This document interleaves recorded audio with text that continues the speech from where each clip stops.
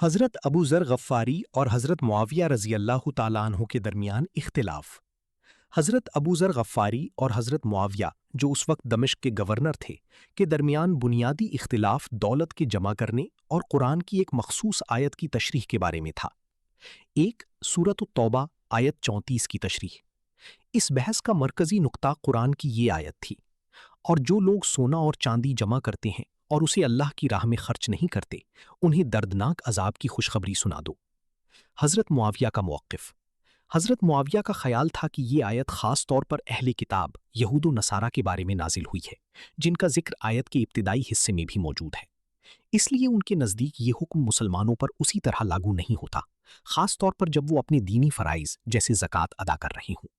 حضرت ابو ذر کا موقف۔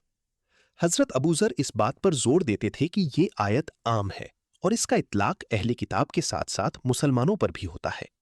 ان کے نزدیک ہر وہ مال جو انسان کی بنیادی ضروریات سے زائد ہو اسے اللہ کی راہ میں خرچ کرنا چاہیے۔ حکمرانوں کا طرز زندگی۔ جب اسلامی سلطنت پھیلنے لگی اور روم و فارس سے بے شمار دولت دمشق میں آنے لگی تو حضرت ابو ذر نے حکمرانوں اور امراء کے پرتعیش طرز زندگی پر کھل کر تنقید شروع کر دی۔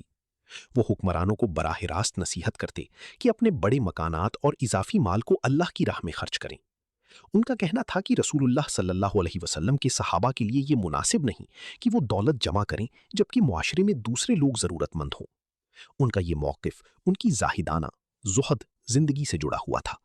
وہ یہاں تک کہتے تھے کہ اگر کسی کے پاس اپنے اہل خانہ اور اللہ کی راہ میں خرچ کرنے کے بعد تیسرا درہم بھی بچ جائے تو اس میں کوئی بھلائی نہیں۔ سیاسی حل۔ حضرت معاویہ رضی اللہ تعالیٰ عنہ کے لیے حضرت ابو ذر رضی اللہ تعالیٰ عنہ کی مسلسل عوامی تنقید اور سخت موقف کو سنبھالنا مشکل ہو گیا۔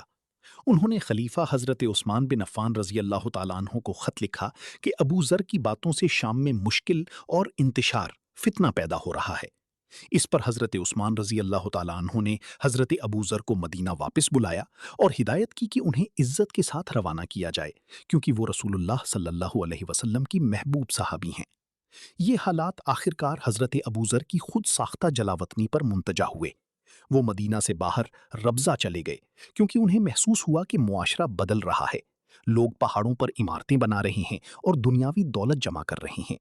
انہوں نے ایک سادہ اور تنہا زندگی کو ترجیح دی، اپنے اصولوں پر قائم رہتے ہوئے۔